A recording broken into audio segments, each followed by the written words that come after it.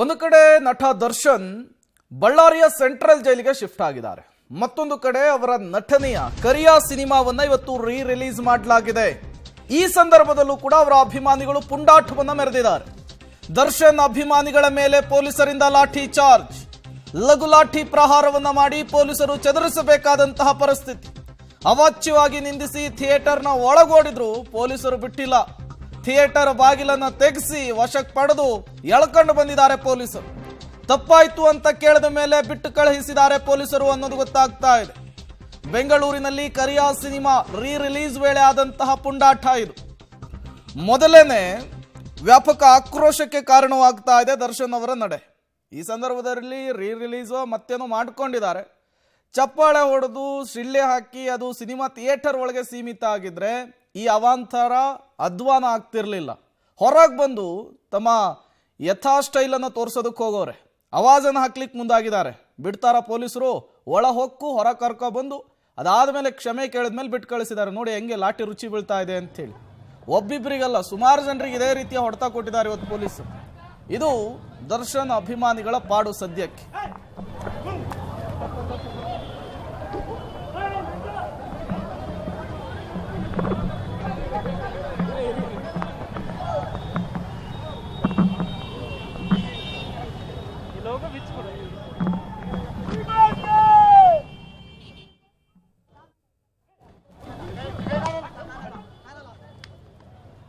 ನೀವು ಕೂಡ ವಿಜುವಲ್ಸ್ ಅನ್ನ ಗಮನಿಸ್ತಾ ಇದ್ದೀರಿ.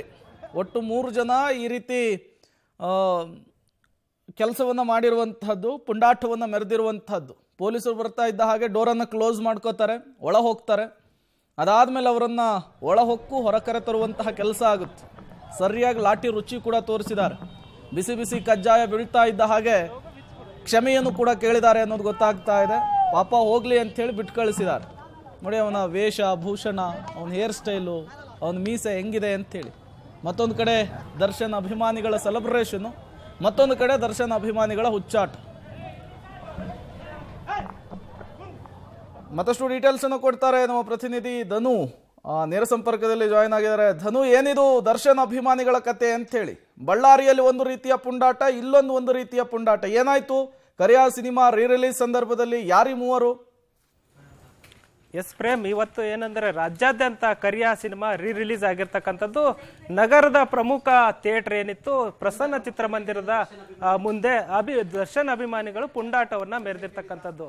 ಬೆಳಗ್ಗೆ 7:30ಇಂದನೇ ದರ್ಶನ್ ಅವರ ಕರಿಯಾ ರಿಲೀಸ್ ಆಗಿರ್ತಕ್ಕಂಥದ್ದು. ಆ ಸಿನಿಮಾ ರಿಲೀಸ್ ಆಗುವಂತ ಸಂದರ್ಭದಲ್ಲಿ ಬೆಳಗ್ಗೆನೆ ಪೊಲೀಸರು ಕೂಡ ಅಲ್ಲಿ ಕೆಪಿ ಅಗ್ರಹಾರದ ಪೊಲೀಸರು ಸ್ಥಳಕ್ಕೆ ಆಗಮಿಸಿ ಒಂದಿಷ್ಟು ಕಿವಿ ಮಾತುಗಳನ್ನ, ಒಂದಿಷ್ಟು ವಾರ್ನನ್ನ, ಅವರಿಗೆ ಬುದ್ಧಿವಾದವನ್ನ ಹೇಳಿರ್ತಕ್ಕಂಥದ್ದು. ಏನಂದ್ರೆ, ನೀವು ಸಿನಿಮಾ ನೋಡಿ ಎಂಜಾಯ್ ಮಾಡಿ, ಆದ್ರೆ ಬೇರೆಯವರಿಗೆ ಇದರಿಂದ ಯಾವುದೇ ರೀತಿಯಾದಂತ ತೊಂದರೆ ಆಗ್ಬಾರ್ದು ಅಂತ ಅನ್ನೋ ಒಂದು ಮಾತನ್ನ ಹೇಳಿದ್ರು.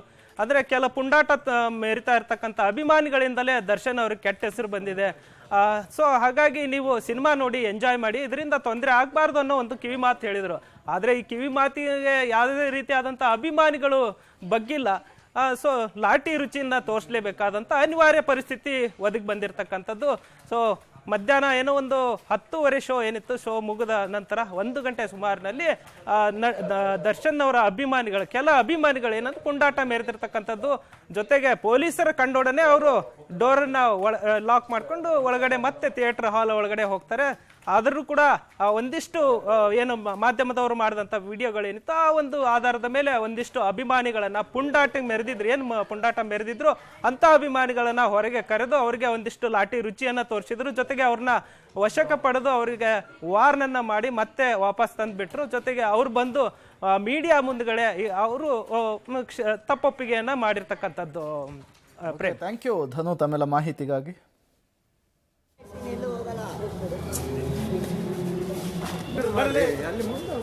ಏನಿಲ್ಲ ಬರ